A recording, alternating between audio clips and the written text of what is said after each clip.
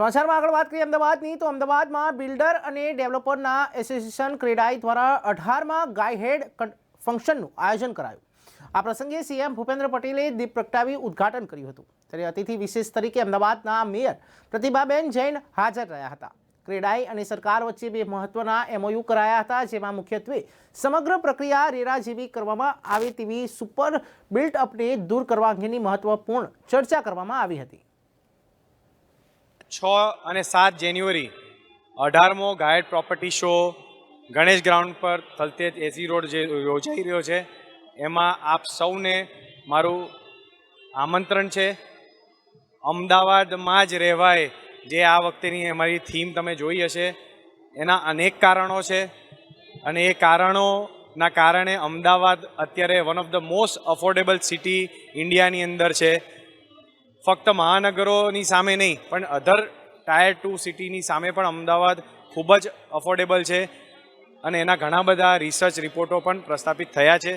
તો આપણે સૌ જાણીએ છીએ કે અમદાવાદ એક પેકેજ છે અને અમદાવાદની અંદર જેટલા પોઝિટિવ્સ છે, રહેવા માટેના, ધંધા કરવા માટેના, એજ્યુકેશન, સેફટી અને ફ્યુચર, હવે જ્યારે કે ગિફ્ટ સિટી છે, સ્પોર્ટ્સ ઇન્ફ્રાસ્ટ્રક્ચર કે ઇન્ડિયાનું સ્પોર્ટ્સ સિટી બનવા જઈ રહ્યું છે, તો આવા અનેક કારણોના કારણે અમદાવાદમાં જ રહેવાય અને અમદાવાદમાં રહેવું હોય તો ગાયડ પ્રોપર્ટી શો એ વન સ્ટોપ સોલ્યુશન છે અને એ વન સ્ટોપ સોલ્યુશનમાં 60થી વધારે ડેવલપરો અને 400 પ્રોપર્ટીનું મૂલ્યાંકન કરવા અને રેરા એરિયા પ્રમાણે ખરીદ કરવા માટે આપ સૌને મારું ખાસ આમંત્રણ છે। ચોક્કસપણે આવો લાભ ફરી વર્ષમાં એક જ વાર જે આવે છે મળશે નહીં, તો આપ સૌ આવો અને આનો લાભ લો। મેં હમણાં જ સીએમ શ્રી હતા ત્યારે કીધું કે ડેવલપર ફ્રેટર્નિટી CSRની એક્ટિવિટી કરતી જાય છે, પણ હંમેશા કોઈપણ એક એક્ટિવિટી બધા ભેગા થઈને મળે તો એનો ઇમ્પેક્ટ ઘણો મોટો અને મલ્ટીપ્લાઇંગ ફેક્ટર હોય છે। તો CSRની અંદર ક્રેડાઈએ આ વખતે 25મા વર્ષમાં એન્ટર કર્યું છે, તો 5 સંકલ્પ લીધા છે, જેની અંદર સરકારી સ્કૂલો અમદાવાદ જિલ્લાની અંદર 50 અને કદાચ એનાથી પણ વધારે અપગ્રેડ કરવાના છીએ। સાથે સાથે ગ્રીન પ્લાન્ટેશન ડ્રાઈવમાં એક અર્બન ફોરેસ્ટ 1 લાખથી વધારે ઝાડ એક જ લોકેશનમાં વાવીને એન્વાયરમેન્ટલ એક્ટિવિટી કરવાના છે। પ્લસ સ્કિલિંગનું તો અમારા ઇન્ડસ્ટ્રીમાં ચાલતું જ હોય છે, એટલે એને પણ સ્ટ્રોંગલી પુશ કરવાના છીએ। અને સૌથી મેઇન જે આપણને સૌને અડે છે, green homes, green offices, green environment, એના માટે 25,000 શરૂ કરવા 25,000 મકાન રેસિડેન્શિયલ અને 20 લાખ ફૂટ કમર્શિયલ ડેવલપમેન્ટ ગ્રીન બિલ્ડિંગ કરવા ક્રેડાઈના ડેવલપર્સ જઈ રહ્યા છે અને એ આપણું કાર્બન ફૂટપ્રિન્ટ ઓછું કરે છે અને એ એન્વાયરમેન્ટમાં દરેક સિટીઝનને જિંદગીભર સસ્ટેનેબલ બિલ્ડિંગ્સ, કામ અને એન્વાયરમેન્ટ સુધારવા માટે હેલ્પ કરે છે।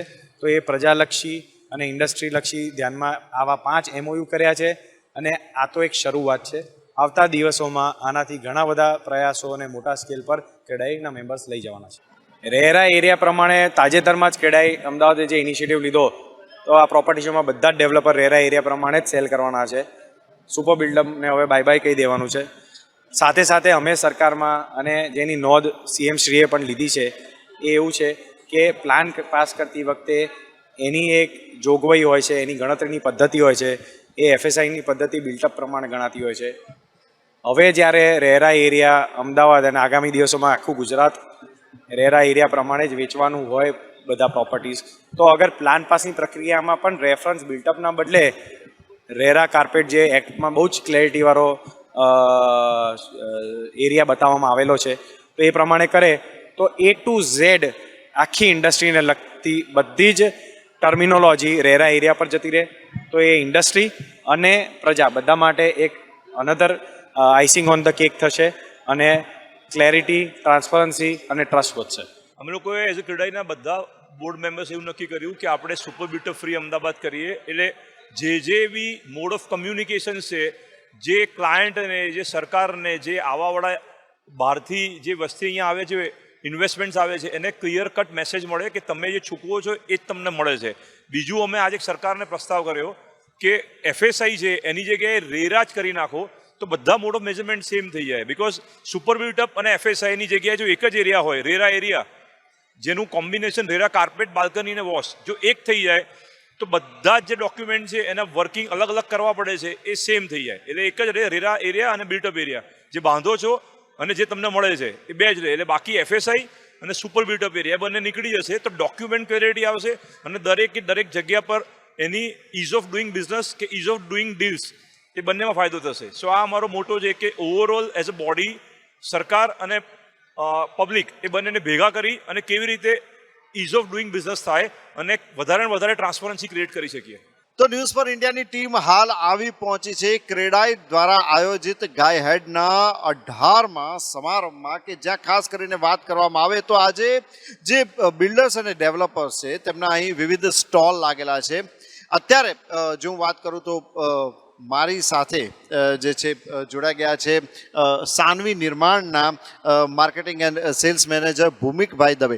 ભૂમિકભાઈ, સૌથી પહેલાં તો એ જણાવો કે આજનો આ જે કોન્સેપ્ટ છે એ શેના આધારિત? સો આ વખતે બહુ જ અલગ પ્રકારનું ગાહેડ તમે જોઈ રહ્યા છો. આપ જ્યારે આવશો તો ઓલમોસ્ટ બધા જ સ્ટોલની અંદર તમને એક જ લેંગ્વેજની અંદર કોમ્યુનિકેશન દેખાશે, એ છે કે રેરા. અમદાવાદ બદલાઈ રહ્યું છે. અમદાવાદ આવનારા 10 વર્ષની અંદર અમદાવાદ નહીં રહે, એ મેટ્રો સિટી જેવું બનવા માંગી રહ્યું છે. એટલે અમદાવાદની અંદર જે પણ બીજા લોકો આવી રહ્યા છે એ લોકોને સરળતા રહે તે માટે બધા જ બિલ્ડરોએ રેરા પર જ માલ વેચવાનું નક્કી કર્યું છે. સુપર બિલ્ટઅપ કમ્પ્લીટલી નીકળી રહ્યું છે. પહેલાંના સમયમાં આપણે 1000 સ્ક્વેર ફીટ સુપર બિલ્ટઅપ કહેતા હતા, હવે 600 સ્ક્વેર ફીટ કાર્પેટ કહીશું. એટલે તમે જોશો દરેક પ્રોપર્ટીની અંદર જે પણ ડિટેલ્સ લખવામાં આવી છે એમાં સ્પેસિફિકલી ટોટલ રેરા કાર્પેટ એરિયાની જ વાત થઈ રહી છે. અને આનો ફાયદો એ થશે કે સરળતાથી મુંબઈ, દિલ્હી, બેંગ્લોર કે આઉટ ઓફ સ્ટેટના લોકોને પણ સમજણ પડશે કે મને શું વાપરવા મળે છે, મારી કેટલી જગ્યા છે. And that is the new thing which guys have done from this year. અચ્છા, સુપર બિલ્ટઅપ આપ કહો છો તેમ નીકળી ગયું છે, તો પછી હવે જો વાત કરવામાં આવે તો શું આવનારા સમયમાં પ્રોપર્ટીના ભાવમાં થોડું રિલેક્સેશન જોવા મળશે જેમને ખરીદવું છે તેમને? સો પ્રોપર્ટીના રાઇઝિસ તો ઓલરેડી સ્ટેબલ જ છે. સુપર બિલ્ટઅપને પર સ્ક્વેર ફીટ રેટને કોઈ લેવા દેવા નથી. હું એક સામાન્ય માણસને સમજણ પડે એ માટેનું એક ઉદાહરણ આપું છું કે પહેલાં તમે 1000 સ્ક્વેર ફીટ જ્યારે સુપર બિલ્ટઅપ લેતા હતા તો 3000 રૂપિયા પર સ્ક્વેર ફીટનો રેટ લાગતો હતો, એટલે તમારી કિંમત 30 લાખ થતી હતી. હવે એ જ વસ્તુ 600 સ્ક્વેર ફીટ કાર્પેટમાં તમને આપવામાં આવે છે.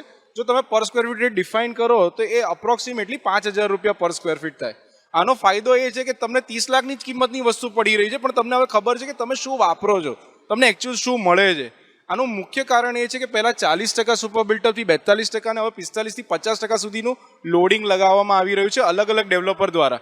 સો આનાથી કન્ઝ્યુમર બહુ કન્ફ્યુઝ થતો હતો કે હું 1300 સ્ક્વેર ફીટનું કોકને ત્યાં જોઉં છું તો નાનું લાગે છે, 1200 સ્ક્વેર ફીટ કોકને ત્યાં જોઉં છું તો મોટું લાગે છે. તો તેથી દરેક બિલ્ડર્સે નક્કી કર્યું કે આપણે કાર્પેટ પર વેચીશું અને આનાથી કોઈ પ્રકારનો ભાવમાં ફરક નહીં પડે. હા, સબ્જેક્ટ ટુ કે મટીરિयल, સ્ટીલ, લેબરની કોસ્ટ વધે તો પ્રોपर्टीના प्राइस વધવાના चांसेस છે रादर देन गोइंग डाउन. तो सर गाय हेड का जो 18वां ये जो पूरा एक फंक्शन हो रहा है और उसमें बात करें तो CM सर भी आए थे और 2 MOU है, उसके बारे में आप क्या कहना चाहते हैं? जी, सबसे पहले तो मैं पूरा गाहेड को बहुत बहुत धन्यवाद देना चाहूँगा कि अगेन 18वां इन्होंने चालू किया है. ये एक तरह से पूरा मैं रियल एस्टेट की बात करें तो कुंभ के मेले की तरह होता है. हर बिल्डर यहाँ पे पार्टिसिपेट करता है और एक जो नई पहल चालू करी है इन्होंने कि पूरा कारपेट के ऊपर में सेल करना है. तो एक्चुअली देश के विभिन्न भागों में अगर देखा जाए तो ऑलरेडी ये मुहिम चल चुकी है कि जहाँ पे उपभोक्ता को एकदम एक्चुअल रियल एरिया मालूम पड़ता है कारपेट पर, जो हम लोग कैलकुलेट करते हैं. तो अगेन ये मैं इसको बहुत अप्रिशिएट करता हूँ इस स्टेप को. और हालांकि जैसे देखा जाए तो कुछ ज़्यादा फर्क नहीं पड़ना है, रेट तो वही रहेगा, पर उपभोक्ता के मन के अंदर के जो डाउट होते हैं वो सब पूरे खत्म हो जाते हैं. It's very good initiative they have taken it.